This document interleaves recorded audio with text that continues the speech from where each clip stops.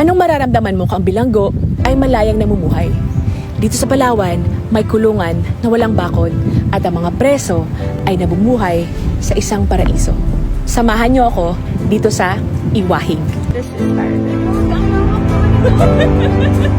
We never thought such a place would exist. Galing dito sa loob, pero now, he is already a security officer. Iba yung pamilya ng mama ko.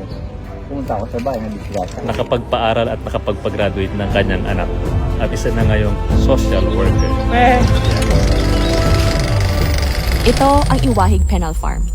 Kilala sa tawag na Prison Without Walls. Grabe, ang lawak naman ito. As in, 1,000 hectares to me. 1,000, ay? Hanggang doon. Ang mga preso rito ay nakakapag-aral at nakakapaghanap buhay. Marami sa kanila ay malayang namumuhay, nakatira sa mga bahay na walang rehas, nakakausap ng mga bisita na walang posas. Matagal ko nang gustong bumisita sa Iwahig. Narinig ko ang Iwahig from my friends who visited this penal colony. Hindi ako makapaniwala na merong kulungan sa Pilipinas na walang bakod. Kaya nung nag-Puerto Princesa ako, pinuntahan ko ang Iwahig. To see is to believe, ika nga. Ang Iwahig ay 30 to 45 minutes away from Puerto Princesa City Center. Papunta ka pa lang ng Iwahig, magagandang tanawin na ang madadaanan mo.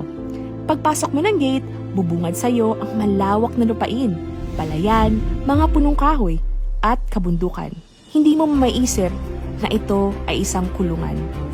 Ang Iwahig ay 28 hectares of land na nasasakupan ng 3 barangay. Ganito kalawak ang tila paraisong lugar na ito. Iwahig is a penal colony, a settlement used to exile prisoners and separate them from society, o lugar kung saan ang mga preso ay malayo sa lipunan. Noong panahon ng mga Kastila, itinalaga ang Puerto Princesa bilang tapunan ng mga kriminal na banta sa lipunan.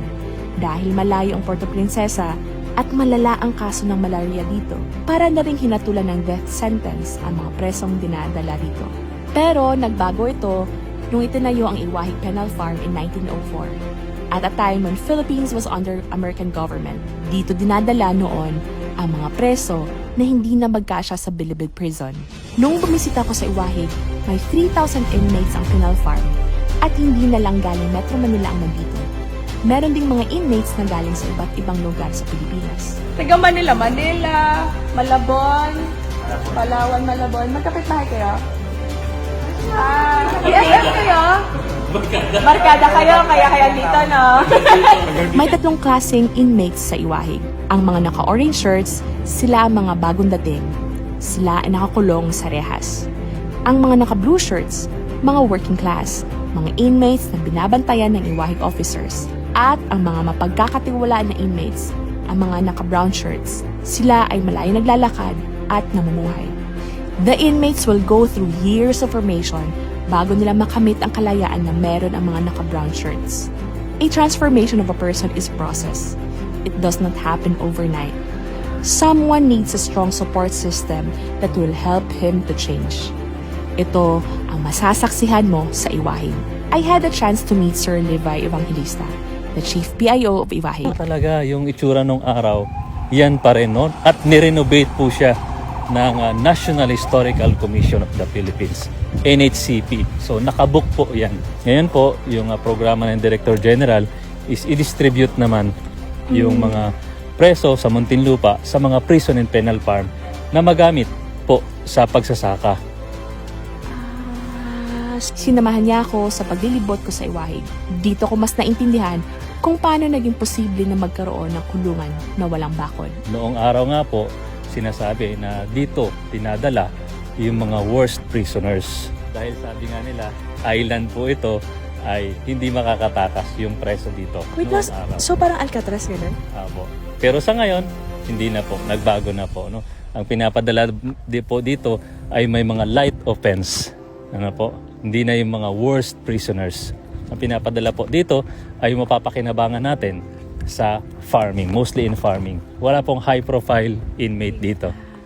May eskwelahan, training centers, farmland, hospitals, and simbahan sa loob ng penal farm. Makikita niyo po dito sa loob ng bilangguan ay may simbahan. Ano po? The IPPF administration supports kung ano man po yung kanilang religious denominations sapagkat through their faith ito po yung nakikita natin na malaking bagay na nakakapagpabago kung ano man yung ugali or masamang ugali ng isang tao. Ang iwahig ay hindi nakafocus sa pagpaparusa sa mga nakakulong, but on the transformation of the inmates. The goal of the formation is to prepare the inmates for the life they will have when they leave the penal farm. Sa iwahig, nakakapag-aral ang mga walang pinag-aralan para sa paglaya nila ay marunong na silang magbasa at magsulat.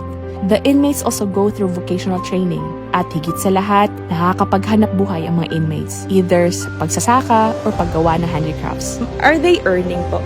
Opo, at malaking bagay sa kanila sapagkat some of them ay kahit na nakakulong ay nakakasuporta pa rin sa kanilang pamilya at nakakapagpaaral pa rin sila. Talaga, sir? Pwede sila magpadala ng pera? Meron nga po ditong bilanggo na nakapagpaaral at nakapagpag-graduate ng kanyang anak. At isa na ngayong social worker. Yeah, that is true. Nagpaaral ng college because of Elementary, high school, and college. And because of eventually- the livelihood program dito? Yes. Natutustusan nila ang mga pangangailangan ng kanilang pamilya kahit nakakulong pa sila. Kung pupunta ka ng Iwahig, mamamangha ka sa ganda ng mga arts and crafts na binibenta sa souvenir shops. Meron ding mga dancing inmates dito na nag-i-entertain sa mga turista na bumibisita sa Iwahig.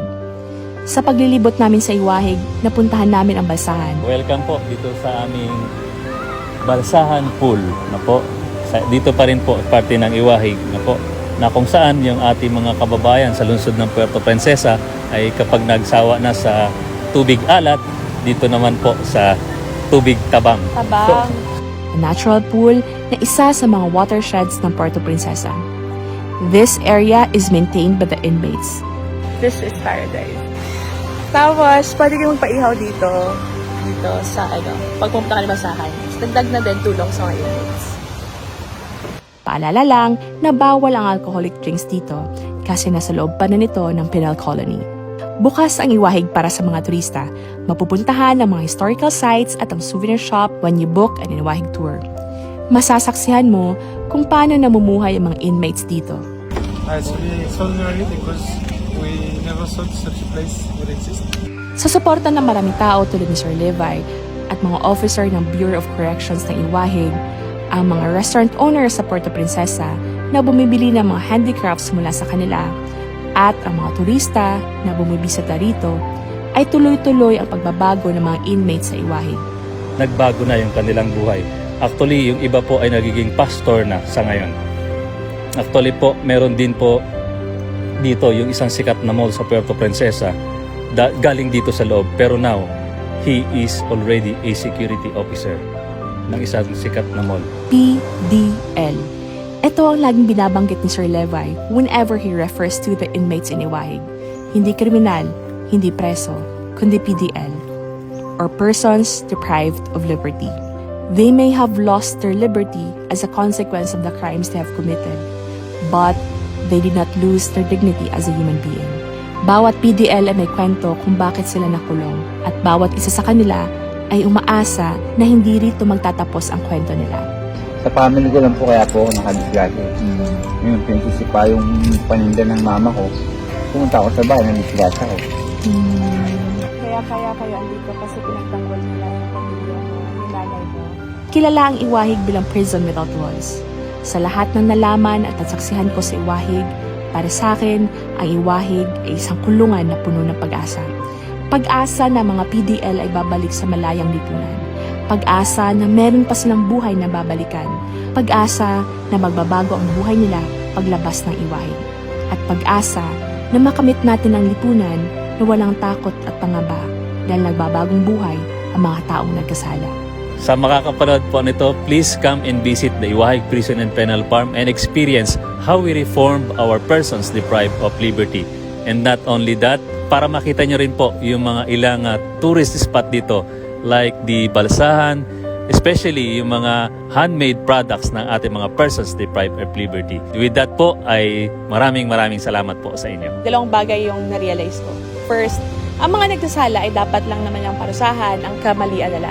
Second, kahit anong klaseng tao pa, pagbigyan mo siya ng chance na magbagong buhay, kaya nila magbagong buhay.